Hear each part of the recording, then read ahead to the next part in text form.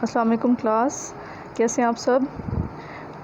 Hope आप सब fine होंगे और आप यकीनन इस चैनल को फॉलो कर रहे होंगे जिस पे आपके डेली बेसिस पर लेक्चर्स अपलोड होते हैं। और इसके कमेंट्स में एक लिंक दिया गया है आप लोगों को, उसको काइंडली ओपन करके आप उसमें अपना name and roll number enter करें ताकि जो है आपकी अटेंडेंस जो है वो इंश्योर हो सके। तो आज का जो हमारा यूनिट है that is sport and movement. तो ये हमारे पास आपकी एफएससी की बायो का सेकंड यूनिट है। तो अब स्टार्ट करते हैं अपनी स्लाइड। बिस्मिल्लाहिर्रहमानिर्रहीम। आज जो हमने टॉपिक डिस्कस करने हैं ये हमारे पास 4 टॉपिक्स हैं। एक है हमारे पास muscles and its types, second one is skeletal muscle fibers, third is sliding filament model और लास्ट हमारे पास है how the bridges are control. So let's move to our first lecture. तो टाइप्स ऑफ मसल्स में सबसे पहले हमारे पास आ जाते हैं स्मूथ मसल्स। तो स्मूथ मसल्स में देखें इसके हमारे पास करैक्टरिस्टिक्स क्या होते हैं। First one is unstriped. Unstriped का मतलब होता है इसमें आपको किसी भी किस्म के डार्क या लाइट बैंड्स नज़र नहीं आते, कोई धारीदार स्ट्रक्चर नज़र नहीं आता, बिल्कुल क्लियर होते हैं। स्पिंडल शेप्ड, बिल्कुल पतले से होते हैं, धारीदार होते हैं। एंड वन न्यूक्लियस पर सेल, आप देख सकते हैं इसके एक न्यूक्लियस में, एक सेल में एक ही न्यूक्लियस पाया जाता है। ठीक है, तो ये लेंथ में जो है इसके हमारे पास मौजूद है, सेल्स मौजूद हैं। तो हर एक सेल में जो है वो एक एक न्यूक्लियस मौजूद है। अच्छा जी, स्लो कंट्रैक्शन होती है। ठीक है, ये मतलब इतने ज़्यादा मूवमेंट शो नहीं करते ऐसे मसल्स, और जो है ये हमारे बॉडी की मूवमेंट्स को कंट्रोल करते हैं। और मौजूद कहाँ होते हैं? इन हॉलो ऑर्गन्स। ठीक है ना, हमारे जो हॉलो ऑर्गन्स हैं जैसे कि हमारे पास हमारी एसोफेगस हो गई, ठीक है, और हमारा स्टमक है, और जो है तमाम ऑर्गन जिसके अंदर स्लो कंट्रैक्शन होती है उसमें ये मौजूद होते हैं।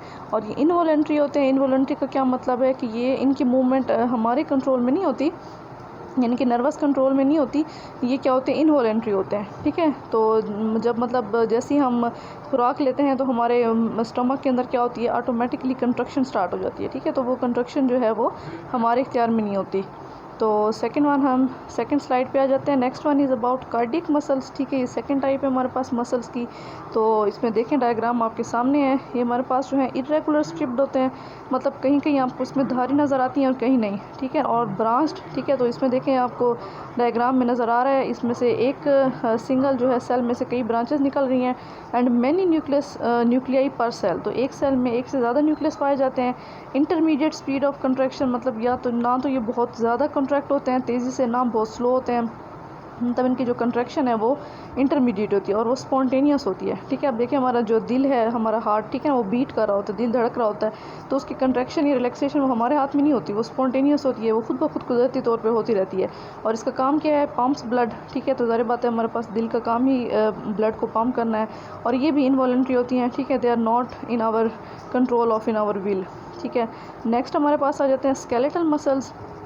ये रेगुलरली स्ट्रिप्स होते हैं। ठीक है, स्ट्रिप का मतलब है कि इसके अंदर लाइट एंड डार्क बैंड्स पाए जाते हैं। ठीक है, स्पिंडल शेप्ड होते हैं, बिल्कुल पतले से होते हैं, और इसमें भी मैनी न्यूक्लियाई पर सेल होती हैं। ठीक है, और जो है स्लो टू रैपिड इसके अंदर मूवमेंट होती है, मतलब ये हमारे उसमें डिपेंड करता है कि हम चाहें तो तेज़ी से मूव करें, चाहें तो हम स्लो मूवमेंट करें। और ये हमारे पास क्या होता है? Under nervous control. ठीक है, हमारे नर्वस सिस्टम के कंट्रोल में होता है, और इसका काम क्या है? इट मूव्स आवर स्केलेटन, हमारी पूरी बॉडी का ढांचा, हमारी हड्डियाँ, सारी जो मूवमेंट है वो स्केलेटल मसल के कंट्रोल में है।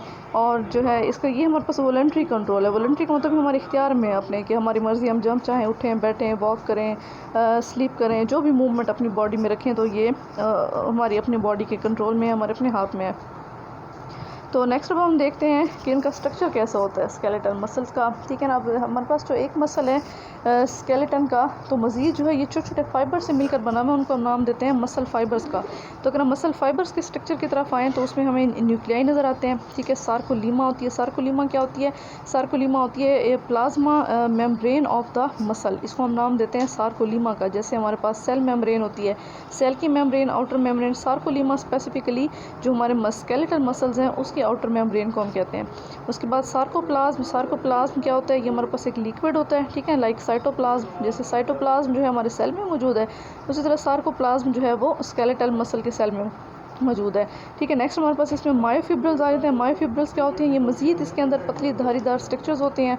और सार्कोमेयर हमारे पास क्या होते हैं? ये स्मॉल कंट्रैक्टाइल यूनिट्स होते हैं, मतलब ये वो यूनिट्स हैं जो मसल को हेल्प करते हैं कंट्रैक्ट करने में। ठीक है, तो इसमें 4 किस्म के हमारे पास यूनिट्स होते हैं। ए बैंड है, I band, H zone, M line और जी लाइन। ठीक है, तो इसको वन बाय वन देखते हैं। तो ये देखें जनाब, ये आपके पास जो है एक फुल स्ट्रक्चर है मसल्स का हमारे पास। तो आप जैसा कि आप देख सकते हैं, ये इसको हम लेफ़्ट साइड से स्टार्ट करते हैं। First one is muscle fibre. ठीक है जी, उसके साथ दिया हुआ है हमारे पास न्यूक्लियस। तो इसमें देखें कि एक ही फाइबर के ऊपर इस डायग्राम में 2 न्यूक्लियस विजिबल हैं। उसके बाद जनाब इसके अंदर आ जाते हैं टी ट्यूब्यूल्स। तो इसमें एक लॉन्गिट्यूडनल स्ट्रक्चर्स होते हैं जिसको हम टी ट्यूब्यूल्स कहते हैं, जो हेल्प करते हैं नर्व्स की कंट्रक्शन में। ठीक है, उसके बाद सार्कोप्लाज्मिक रेटिकुलम, ये बिल्कुल एंडोप्लाज्मिक रेटिकुलम की तरह है। जैसे हमारे सेल में एंडोप्लाज्मिक रेटिकुलम है, उसका काम होता है प्रोटीन सिंथेसिस, उसको प्रोटीन सिंथेसिस करना। ठीक है, उसी तरह जो है मुख्तलिफ चीज़ों की मूवमेंट करना। तो इसमें सार्कोप्लाज्मिक रेटिकुलम का भी सेम ही फंक्शन है। तो इसके ऊपर आप देख सकते हैं ऊपर वाली साइड पे सार्कोलीमा। सार्कोलीमा देखें, ये एक मेम्ब्रेन है जिसने इस पूरे स्ट्रक्चर को घेरा हुआ है। उसके अलावा इसमें कुछ माइटोकॉन्ड्रिया मौजूद होते हैं। और फिर इसी एक मसल फाइबर के अंदर देखें ये मायोफिलामेंट्स हैं। ठीक है, तो मायोफिलामेंट्स को अगर हम मज़ीद जो है उसके माइन्यूट लेवल पर जाके स्टडी करें तो मायोफिलामेंट जो है मज़ीद जो है मायोफिब्रल्स पर मुश्तमिल होते हैं। ठीक है जनाब, तो जब फिब्रल्स को खोल के देखा गया तो उसके अंदर मज़ीद जो है हमें स्ट्रिप्स नज़र आती हैं। तो इसमें जो एक येलो आपको लाइन नज़र आ रही है, दैट इज़ जी डिस्क। ठीक है, उसको हम जी डिस्क कहते हैं। और उसके बाद जो यहाँ पे आपको डार्क बैंड नज़र आ रहे हैं, ठीक है, उसको हम नाम देते हैं ए बैंड्स का।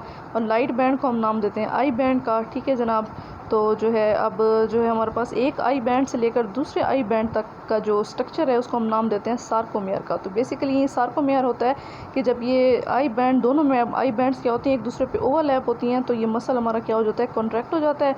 तो सेम एज जो है फिर नेक्स्ट ये रिलैक्स भी हो सकता है। ठीक है, तो जो है ये हमारे पास स्ट्रक्चर था इसका सार्कोमेयर का। तो मज़ीद अब देखें ये जी डिस्क दिखाई गई हैं आपको, और थिक फिलामेंट हैं, थिन फिलामेंट दिखाए गए हैं। ठीक है, फिर उसके बाद मज़ीद जो है आपको थिक फिलामेंट और थिन फिलामेंट का स्ट्रक्चर अलग से दिखाया गया है। तो इसमें ट्रोपोनिन कम्प्लेक्स है, और साथ जो आपको नज़र आ रहा है ब्राउनिश शेड में, ये हमारे पास जो है ट्रोपोमायोसिन है।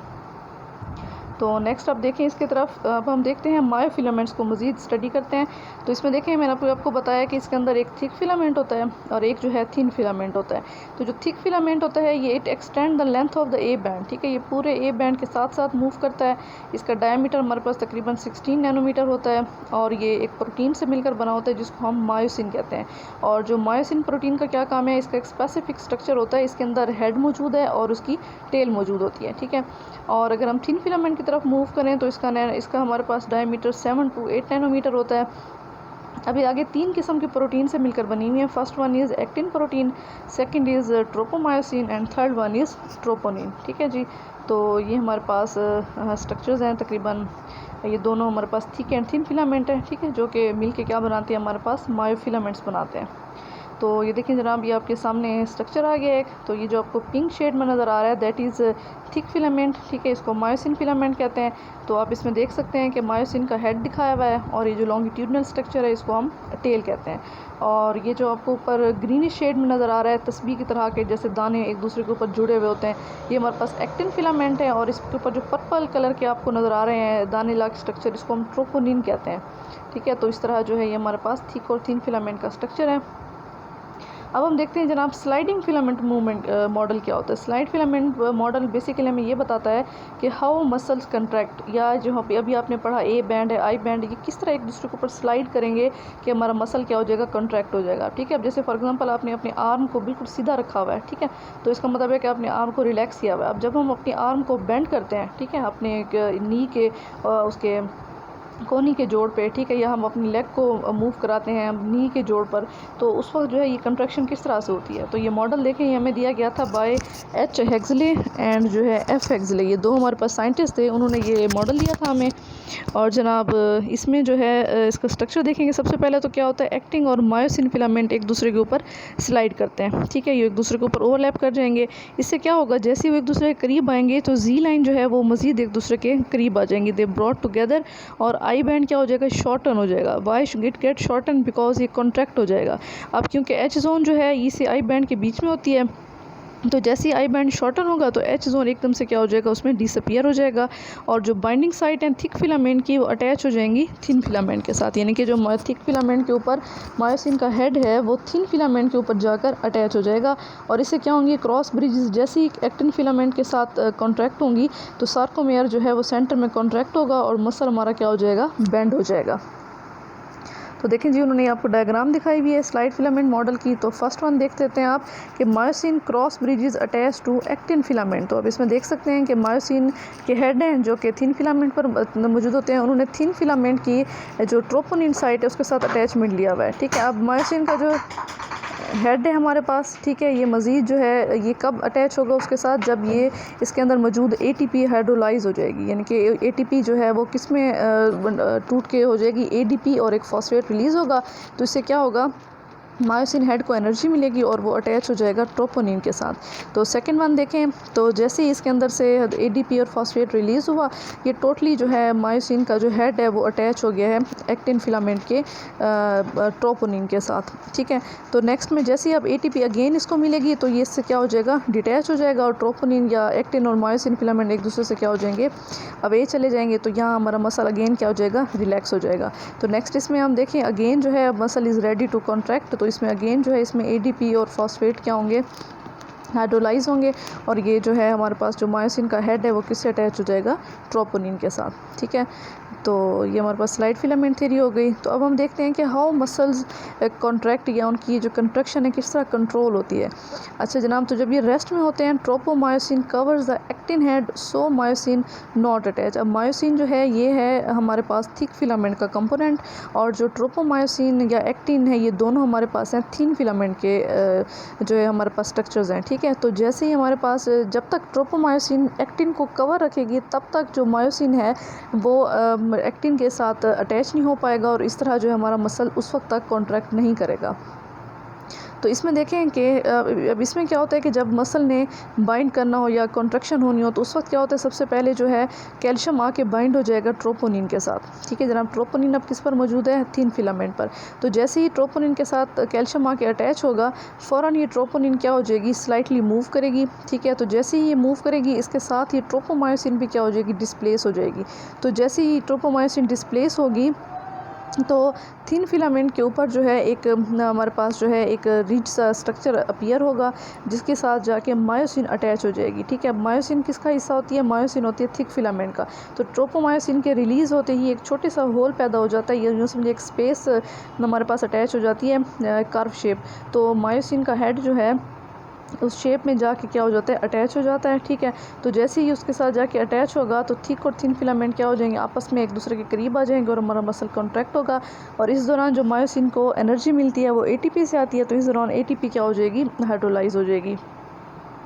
तो नेक्स्ट आप देखिए हमारे पास एक स्ट्रक्चर है दैट इज़ रिगर मॉर्टिस। ठीक है, तो ये हमारे पास क्या होता है कि stiffing of joints and muscle of a body a few hours after the death and usually last from 1 to 4 days।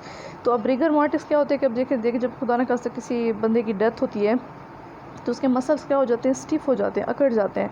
Y, क्यों, बिकॉज जो है जो कैल्शियम ने आके अटैच होना था ट्रोपोनिन के साथ और ट्रोपोनिन ने आके उसमें से रिलीज़ होना था, तो कैल्शियम अटैच तो हो जाती है ट्रोपोनिन के साथ लेकिन फिर वो कैल्शियम का आयन जो है वो रिलीज़ नहीं हो पाते, जिससे क्या होता है जो हेड है मायोसिन का और वहाँ से जो हमारे पास साइट है एक्टिन फिलामेंट की वो दोनों एक दूसरे के साथ क्रॉस ब्रिजेस में ही रहते हैं। वो ब्रिजेस जो हैं वो एक दूसरे से अलग नहीं हो पाती, तो उससे क्या होता है कि जो मसल जहाँ खड़ा था वो वहीं कॉन्ट्रैक्ट रहता है। ठीक है, और इससे बॉडी पूरी क्या हो जाती है, अकड़ जाती है, मतलब बॉडी के मसल जिस पोजीशन में होते हैं वो वहीं के वहीं रह जाते हैं। ठीक है, और इसकी क्या वजह है, यही वजह है कि क्रॉस ब्रिजेस जो हैं वो रिलीज़ नहीं हो पाती और मसल्स क्या होते हैं एक दूसरे के साथ अटैच रहते हैं।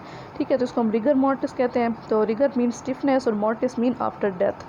ठीक है जी, तो ये देखिए आपके सामने एक बॉडी दिखाई गई है कि ये इस बंदे ने ये जिस पोजीशन में था तो इसके मसल जो है को स्ट्रेट नहीं कर पाए, इसकी डेथ हो गई और डेथ के दौरान इसकी बॉडी इसी शेप में रही। तो इसमें आप देख सकते हैं कि इसके जो आर्म है वो वहीं पे स्टिफ हो गए हैं। ठीक है, तो इसको हम रिगर मॉर्टिस को सिंपली कह सकते हैं stiffness after death. So thank you so much for listening this lecture and please जो है आप कमेंट बॉक्स में जाके अपनी अटेंडेंस को इंश्योर कीजिए। Thank you so much.